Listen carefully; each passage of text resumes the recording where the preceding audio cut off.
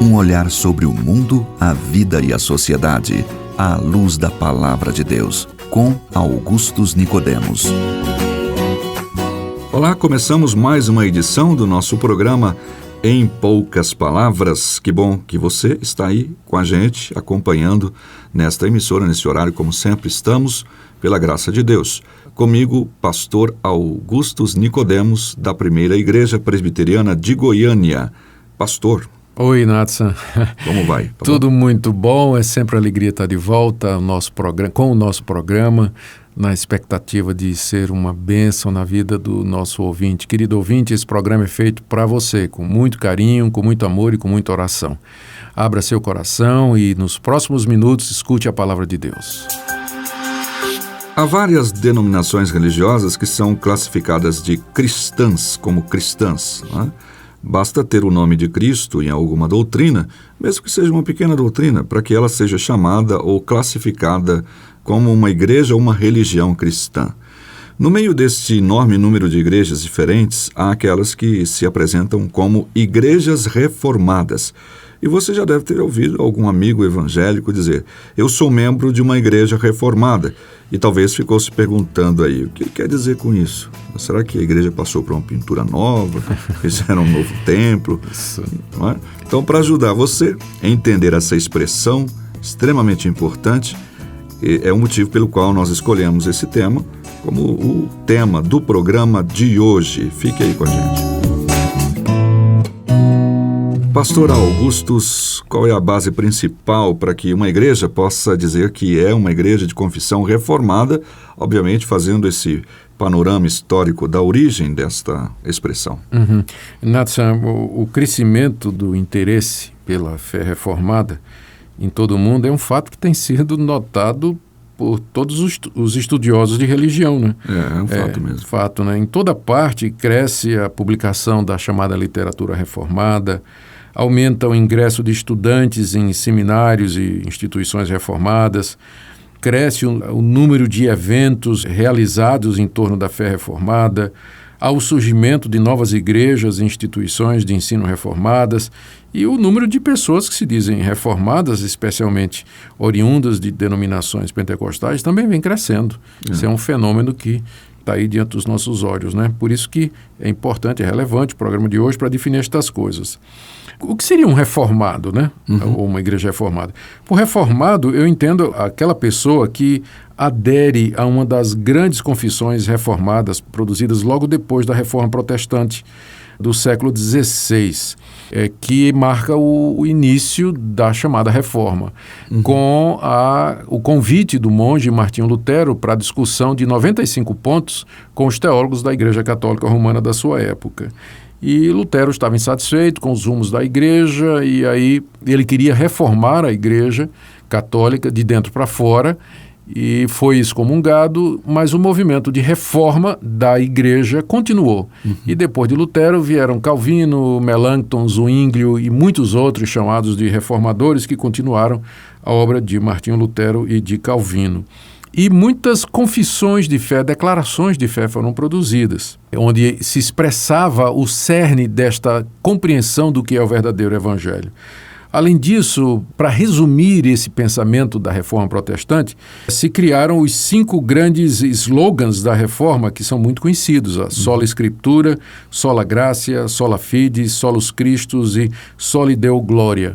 Então, cada um desses pontos refletia uma frente de combate ao catolicismo da época. Por exemplo, quando os reformadores disseram sola Escritura, somente a Escritura, eles estavam dizendo que somente a Bíblia deveria ser a base de fé e prática para a igreja, e não os pronunciamentos papais, os documentos dos magistérios e de concílios, mas a Bíblia e somente a Bíblia deveria ser a base da igreja. Quando eles diziam sola gratia, então, estavam dizendo somente a salvação é somente pela graça de Deus, não é por obras. Quando diziam sola fides, eles estavam dizendo de que maneira essa salvação graciosa nos chega, que é somente através da fé, não é pela mediação da igreja e dos sacramentos na igreja. Quando dizia solus Christus, estava dizendo que somente Cristo é o nosso mediador. Maria não é medianeira, os santos não são medianeiras. E soli deu glória, que é o último sola, não é? Simplesmente quer dizer que toda glória é somente de Deus. Ele não divide sua glória com o homem, porque a salvação do começo ao fim é uma obra dele. Então, estas são ou foram características do movimento reformado no seu início. E aqui a gente podia acrescentar também aqueles chamados 5 pontos do calvinismo que vieram 150 anos depois da Reforma Protestante e que ficaram resumidos naquele acrônimo, né, TULIP, né, daquela famosa flor, e que são o depravação total, eleição incondicional, expiação limitada, graça irresistível e perseverança final. Então, esses eu diria que são os pontos centrais da teologia de uma igreja reformada. Uma igreja reformada é uma igreja que historicamente se associa com o movimento começado com Lutero e com Calvino, que adota uma dessas grandes confissões de fé, que abraça os 5 slogans, dos 5 solas, não é? E cuja soteriologia ou doutrina da salvação é em cima desses 5 pontos da chamada tulipa, né? Do tulip. Tem que lembrar também, Natsan, que a Reforma produziu movimentos associados aos seus líderes, né? Como, por exemplo, igrejas calvinistas, zwinglianas, luteranas. Estes líderes concordariam substancialmente entre si com relação aos solas e aos 5 pontos do chamado calvinismo, né? Embora divergissem em outros. Eu estou aqui me referindo aos luteranos, zwinglianos, calvinistas. Mas com o tempo, o nome reformado ele foi se associando mais e mais aos calvinistas, de maneira que, de forma genérica, Natsan, quando a gente usa reformado e calvinista, hoje nós estamos usando como se fossem similares. Tá certo? Embora historicamente o movimento de reforma é mais amplo do que o calvinismo. Você tem os luteranos, você tem os zwinglianos, você tem outras vertentes menores e que não tiveram tanto impacto. Mas com o passar do tempo, o termo reformado ficou mais colado dentro do nome de Calvino e dos seus seguidores. A gente pode dizer, no caso, resumindo os 5 slogans, os solas, ou seja, as igrejas reformadas, então, eles estão em torno única e basicamente da palavra pura de Deus. É essa a ideia. Esse é o ponto central da Reforma Protestante. Os demais feeds, ou seja, todos eles têm que estar submissos à palavra de Deus. Exatamente, porque o ponto da Reforma Protestante foi que a igreja no século XVI, a igreja católica romana, ela estava infestada de práticas e doutrinas que não tinham fundamento na Bíblia. Ou seja, valeria qualquer coisa. Valeria qualquer coisa. De onde vinham essas doutrinas? Elas vinham do magistério católico, vinham da palavra do Papa, vinham da tradição. A Igreja Católica acreditava e acredita em revelação progressiva. Deus continua a se revelar e a trazer novas verdades à sua igreja através das épocas. Os reformadores disseram não, é só a Escritura, os livros do Antigo e do Novo Testamentos. Pronto, é dessa forma que Deus nos fala e é aqui que nós vamos ficar. Agora, era bom explicar, viu, Natsan, eu estou pensando aqui, era bom explicar que um grande número de igrejas que se dizem reformadas, elas já não creem de maneira ortodoxa com relação a essas doutrinas. Agora mesmo, o maior escândalo quando a Igreja Presbiteriana dos Estados Unidos, a PCUSA, ela aceitou o casamento homoafetivo. E isso deixou muita gente perturbada, não é? Porque se você crê em sola escritura, que é um dos slogans da reforma... Aí você vai ter que fazer uma opção. Nós vamos ter que fazer uma opção. Ou a gente vai aceitar o casamento homoafetivo, ou a gente vai aceitar a Bíblia como única regra de fé e prática. As duas coisas não dá para andar juntas, né? Não dá para andar juntas. Então, o que eu quero dizer com esse exemplo é que há igrejas que, embora se digam reformadas, mas elas abandonaram a crença na sola escritura, abandonaram a crença na solos Cristo, dizem que tem salvação em outros caminhos que não em Jesus Cristo e que, portanto, a rigor, já não poderiam ser chamadas de reformadas. Por outro lado, na África, Coreia, China, Indonésia, de lá chega relatórios de como as igrejas reformadas estão crescendo, né?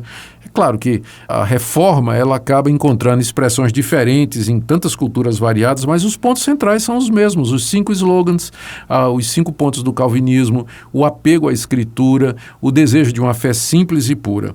Agora, quando estou assim dizendo que esse é um movimento crescente, eu não estou dizendo que eles são muito numerosos, né, comparados, por exemplo, com os nossos irmãos pentecostais. O que eu quero dizer é que os relativamente poucos reformados, eles estão experimentando um crescimento que já chama a atenção de muitas denominações e que tem provocado até alerta da parte dos seus líderes, não é?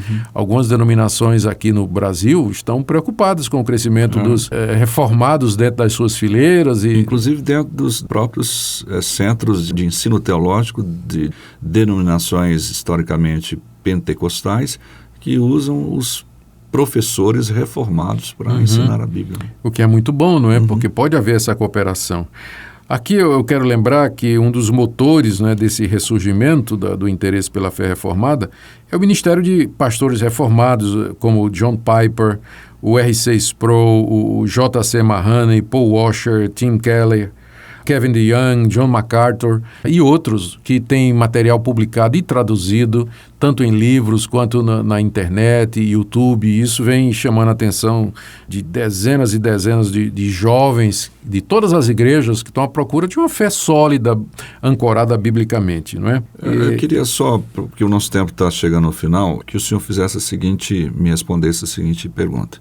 O que as pessoas podem encontrar procurando uma igreja reformada? O que ela vai ter como referencial? Exatamente. Eu creio que o que vai caracterizar uma igreja reformada, uma pessoa está procurando, quer saber se encontrou. Primeiro, a pregação ela é central no culto.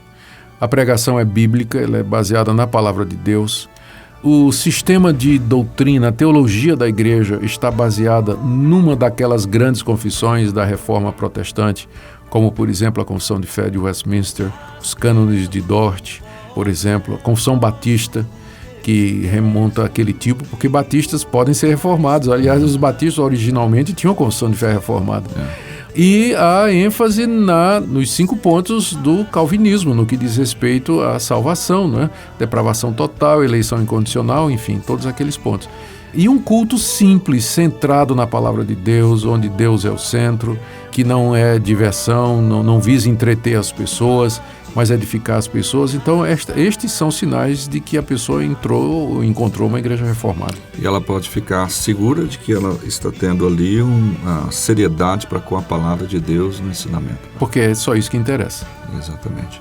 Bem, nós ficamos então com esse assunto por enquanto, por aqui. Vamos ouvir uma música e daqui a pouquinho a gente volta.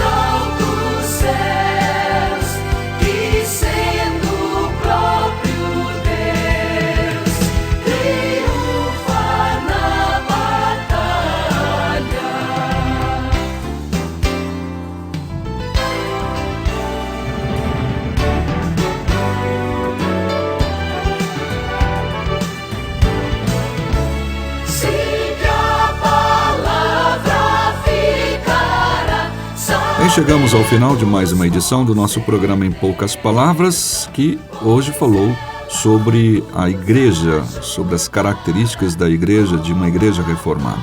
Por falar nisso, você deve visitar a Igreja Presbiteriana, primeira Igreja Presbiteriana de Goiânia, que é uma igreja de confissão reformada, como é a Igreja Presbiteriana do Brasil.